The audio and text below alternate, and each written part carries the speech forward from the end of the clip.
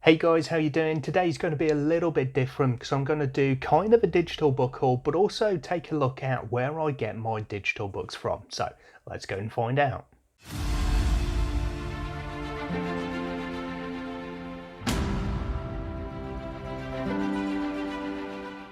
So I'm going to start this one with a little bit of background. I was chatting with an author on Twitter recently, and we were talking about copies of his books.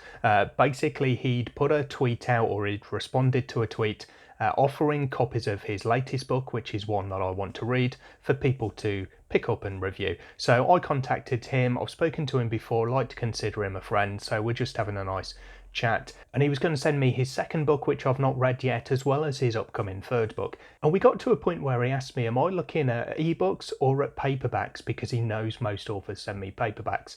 And that kind of struck me a little bit, because I was assuming ebooks and he was, I think, assuming paperbacks. So we had a bit of a chat about it, and long story short, I've got now ebook copies of the two books.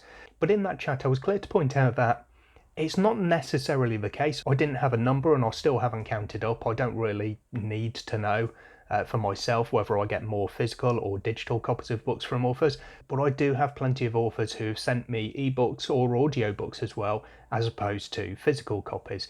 I guess it's just that the physical copies are a bit more visible. So I thought I'd just have a little bit of a sit down today and take a look at that. So I guess there's a few elements to this, and a lot of what I'm going to say is going to apply to a number of content creators, not just myself, although I am of course speaking from my own experience, and any of the opinions will be mine. I haven't canvassed other creators to get their thoughts or anything along those lines. But there's a few elements to it, as I say, and sticking to the physical side of things first, I don't know if authors kind of take that as the norm. The given thing, if you send in a book to, especially a booktuber, I guess, is to send a physical copy, because the creator will then do things like book haul videos, and a lot of people do watch book haul videos. They are amongst the most popular types of content that a booktube creator has. But also in terms of the kind of two-way street, what the author gets back from it, it's not just a case of the creator will read the book and hopefully review the book and show it on their channel, either in a wrap-up or a dedicated review video, as well as,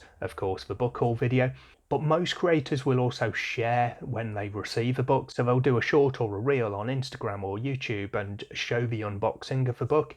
They will post photos of it on their social media. I do that as well. I post on Instagram and Twitter and on my Discord channel whenever I receive physical copies of books, because I like to show them off, and it's kind of a little bit of advertising from the author. Again, I can only speak for myself, but I've had quite a few people who have commented on Discord or social media when I've posted about a book that I've received, and they've said that it looks good and they're interested in it. They've gone and looked up details because they've seen that I've got a copy. So it definitely helps to build interest in a book, and also potentially sell a book, because some of those will go out and buy a copy. It definitely does cost more to send a physical book though. That may be pretty obvious because you've got the actual physical cost, whereas a digital copy is just a file. So there may be a cost element involved for the author to send a digital copy. I do not know. But as far as the physical copies go, it's not just a case of how much does the book cost, because whether the author has a copy in hand or has to get a copy from a retailer in first, they've got the physical cost of that book. That doesn't come for free. If the author's already got the copy, they've at some point paid to have that copy produced and put in their hands.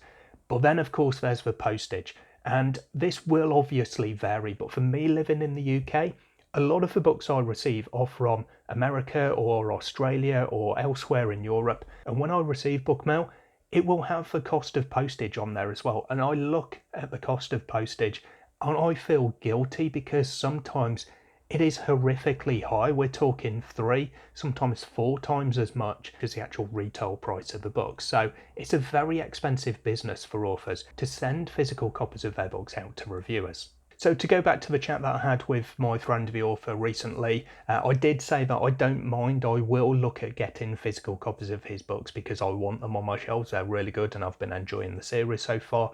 But I don't mind digital because it's better, cheaper, quicker for the author. He sent me digital copies and I don't mind that. Some people will prefer to read digital, some people will prefer to read physical.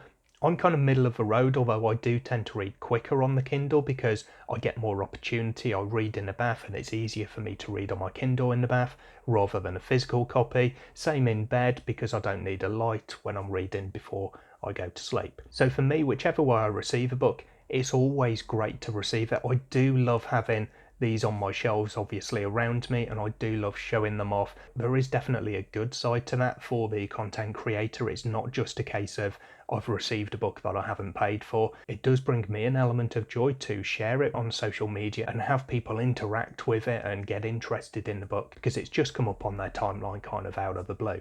Now, just the last thing I'll say with regards to receiving physical copies of books, I would suggest that there's always a conversation to be had with the actual reviewer. Do they mind having a digital copy instead of requiring a physical copy?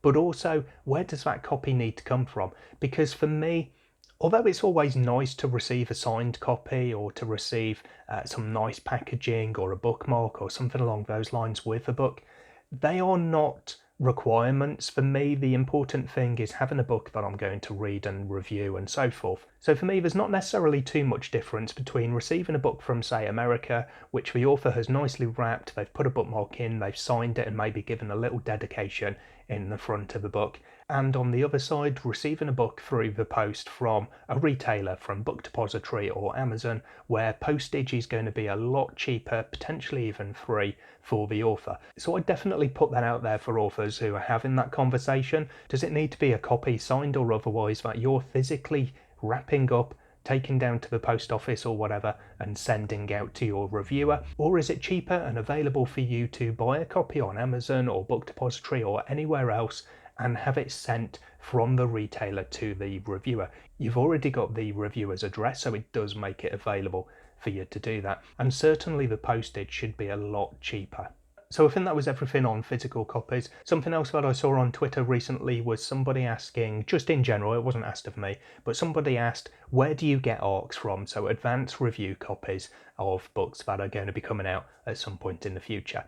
So although that was obviously a Twitter conversation and it was answered there, I thought I'd touch upon it here as well because there are numerous places that you can get review copies of books. Mostly this would be in the digital sense, but not always. You do get physical copies as well, depending on the author. So one of the key places that everyone mentions is NetGalley, and I think everyone mentions this one first because they may be thinking about traditionally publishing and thinking that's the best way to do it. The other answers I saw were go to the publisher, but of course in my sphere we're talking about indie authors a lot more, so it's definitely a case of going to the author themselves. So you've got those three avenues: NetGalley or other places like Edelweiss, the publisher, or of course the author. The publisher and the author may put out messages on their social media inviting people to request a review copy, or you can go to them directly and ask nicely if they do have review copies of a certain book. On NetGalley it's a bit easier because once you've got an account you can just log in and see what's available for you to request, and then it will be down to the author or the publisher to accept or deny that request. So on to some of the digital books that I have received recently, and I've kind of split these up into different categories based on where I got them from or how I came to have them in my collection. So first of all, there are a number of books that I've just picked up for free on Amazon. So I do this every so often. I don't make a religious point about going through and checking for free books or anything along those lines. But if I just happen to see one on Amazon, I will sometimes pick it up. But mostly it's when they've been brought to my attention, either by the author or someone else posting it on social media, or someone posting it in the Book Deals channel in my Discord or one of the other Discord servers I'm a member of. And with these, it's a little bit different to receiving a book from an author. So my typical criteria is if an author offers me a copy of their book, the first thing is, am I genuinely interested in reading it? Because if I'm not going to say yes to an author, I would like to receive a copy of your book. Because what would be the point in that? If I'm not going to read it, why would I have a copy? It's just wasteful for especially the author in that sense. But when the books are available for nothing on Amazon, I do sometimes still pick them up if I'm not really interested in reading them, because it does help to support the author. Every sale helps towards the rankings, and the rankings help with regards to the algorithms, the visibility of a book, and so forth. So there are some books that I've picked up because they've been available for nothing on Amazon, and at some point in the future I either do or I might want to read them. or it's because they are free and I just want to support the author. So The Legend of Blackjack by A.R. Witham is a great example of that. It's not really my thing, so I'm not likely at any point to read it, but I still picked it up when it was reduced to nothing on Amazon because I wanted to support the author in that way. Several of these are also books where the author has sent me a physical copy of their book, and I've picked up a digital copy as well because it gives me that freedom, that flexibility of reading it either physically or digitally. And when they're available for free, again, you've got that support the author element as well as adding to that flexibility. So things like King's Radiance, Dream of Death City, An Ocean of Others, In the Orbit of Sirens, Season of Kings, Patrols of Ashmount. There are plenty of these that I've got on multiple formats purely because they were available for free on Amazon, and I bought them to give me that option when I do get round to reading them, of doing so on the Kindle or picking the book off my shelf and reading it physically. Similarly, if a book is reduced to a low price or if it's just set at a low price anyway, I'll again sometimes pick these ones up just because I might want to read it at some point in the future, or I've got a physical copy, so this will again give me that flexibility of how and where I read it. So things like Bones to the Wind by Tatiana Obi and The Worthy by Anna K. Moss. I do have physical copies of both of these books, and I've now got digital copies because they were pretty cheap for me to pick up. Some other ebooks that I've bought for not a lot recently include Iron Truth by S.A. Folin because I read the first chapter of this SPSFC winner and I was really intrigued by it, so I'd like to continue with that one at some point. Hall of Bones by Tim Hardy because some people in my Discord have been kind of bugging me to read it and I'm going to pick it up and do so at some point in the future. No Place for Peace by Tom Dumbrell because I enjoyed the first book in the series and I want to continue with this. I have since received a physical copy of this one from my wife as well, so that's good. Embers Rising by Sterling Carmichael because I was looking at this one recently for a covers video that I did and I really liked it and it sounded pretty cool, so I picked this one up to take a look at. And I also picked up Those Left Behind and Those Once Forgotten by MC Scrimger because I liked the look and the sound of these, and I've been enjoying some of my kind of space opera sci-fi recently and hope to do so with these ones. So I mentioned NetGalley earlier on, which is a great resource as well, especially for reviewing the books because it's definitely geared towards that one. It wants you to take a book off their system and then give back by reviewing the book once you've read it, and there's essentially a mechanism to reward that where it's a lot harder for you to receive books or certainly the books that I would suggest that you might want a little bit more unless you have a positive record of reviewing the books that you get through NetGalley. So on here, I've not been getting too many because I've just had so many books from other sources that I wanted to read and I didn't want to add to that by getting review copies through NetGalley. But some of the ones that I've had recently through NetGalley are Silver Queendom by Dan Cobble, which I really enjoyed. Children of Memory by Adrian Tchaikovsky, which I didn't have quite as good a time with. Sons of Darkness by Gaurav Mohanty, which again wasn't for me but is definitely a nice popular one. The Shadow Casket by Chris Wooding, which I'm in the middle of reading at the moment, or I say I'm in the middle of it, I'm actually still quite near the start of it. And The Warden by Daniel M. Ford, which I really love the cover for. Again, this was one of my top covers in my recent covers video, and I'm expecting to be reading this one in March. Another random source of digital books I had recently is through SPFBO, so as well as the titles that I received because I was judging a portion of SPFBO 8, I'm also taking part in an alternative final with Cass from Covers with Cassidy, and there's a bunch of us who are reading the 10 finalists. So for the 7, I think it was at the time, titles that I hadn't read when I joined in this little kind of group, I received copies either by picking them up on Amazon myself or from the author, because Cassidy did contact the authors and ask if they would help out by providing review copies, and many of those authors did. And then of course the other place, perhaps the main one in terms of volume of where I get my digital books from, is through the author themselves. So I'll run through this one as the digital book haul section of the video and show some of the digital books, whether that's ebooks or audiobooks, that I've received in the past few months. So just to break it up a bit, I'm going to start with the audio, and there's a few different sources even within this that I've received books from. So first up, one of the ones that I'm looking forward to listening to, I received a copy from the author of Deathless Beast by Andrew D. Meredith. This is one which is now available on Spotify, so I'm going to be listening to it through there. I hear such good things about this one, and I'm looking forward to finding out if it's one that suits me as well. Season of Kings by AJ Retger, I was offered a review copy by the author. I did already have actually a copy of this one on my Kindle because it was one of those that was available for free, but I listened to it on audio recently and quite enjoyed it. Those Left Behind by NC Scrimger. So you saw a minute ago that I picked up the first and the second book in this series on Kindle because I was looking forward to reading them, but I actually won a Twitter giveaway for the audiobook of book one as well, so I'm going to be listening to this one soon. The Blood of Crows by Alex C. Pearce. I was talking about this one, I think I responded to a comment on Twitter, and the audiobook narrator actually gave me a review copy in response to that, so that was really cool, and again it's one that I'm going to be listening to at some point soon. In the Orbit of Sirens and On the Winds of Quasars by T.A. Bruno. I actually won audio copies of both of these books through a Discord giveaway on the Indie Accord, so that was pretty cool. The Hellborn King by Christopher G. Brenning. I think the author saw that I'd mentioned this in a video that I was going to be reading it at some point soon, and he contacted me and offered me an audiobook. And 11th Cycle by Kian N. Ardalan, which I read recently or listened to recently and had a good time with, and you can check out my video for this one in the cards up in the top corner. I've got a couple of short stories that I've received recently on ebook through the author newsletter. So we've got 5 Silver Rings by Zach Argyle, which I still haven't got to, but will do soon.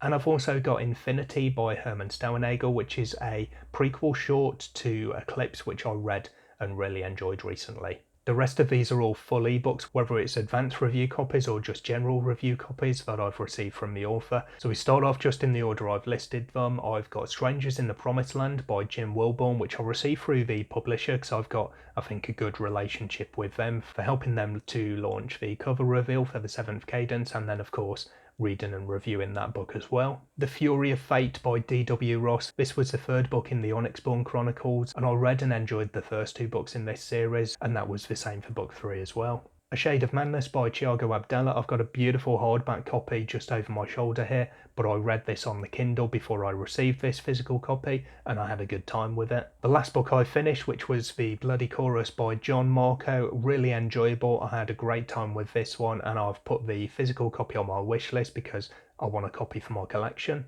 Of War and Ruin by Ryan Carhill. So you can see I've got physical copies of the first 2 books in the series. I'm going to be getting a physical copy of this one as well, even though I didn't enjoy it quite as much as the other books that I've read from him so far. Age All Sin by Daniel T. Jackson. Again, I've got a physical copy of this one just above my head there, and I read this one digitally because when he sent me the physical copy, he also sent me a digital one so I could pick it up whilst the paperback was on its way to me. So I definitely appreciated that because of course it gives me the option of when and where to read it, as well as being able to pick it up before I receive the paperback. The Faded Dragon by Cameron Michaels. This one I didn't get on with, but I definitely appreciated the offer to try it out. No Heart for a Thief by James Lloyd Dooling, which I did have a much better time with, and again you can find my video review in the top corner in the cards there. And then these last few I haven't got to yet, but we've got The Bindings of Woe by Connor Jackson. This one featured in one of my indie author showcases. I'm definitely interested in reading it. It's just a case of when it's going to be. Similarly, for The Price of Power by Michael Michel, this one has just come out recently. There's been a Kickstarter to help launch this book, and it's one that I've heard some really good things about from people who've read it. And then we've got The Beast Hunters, Dark Sovereign, and the upcoming 3rd book in this series, Blood Oath by Krista Lender. I love this cover of Blood Oath, and Dark Sovereign's pretty good cover as well actually, but I'm really looking forward to having paperback copies of these on my shelves because they're great looking books. But I enjoyed the 1st book in the series, and I'm hoping that's going to continue through book 2 and book 3 as well. So there we go anyway, a bit of a different video as I say. Hopefully it wasn't too boring for you. Hopefully it was maybe a little bit insightful and gave a bit of information on where I pick up books from, where you can maybe pick up books from, or if you're an author, a little bit of insight there around sending physical versus digital and some of the options, the benefits of each and so forth. I'm going to leave you here. Thanks very much for your time today. I hope to see you in the next one sometime soon, but until then, as always, take care of yourselves, read some good books. Bye for now.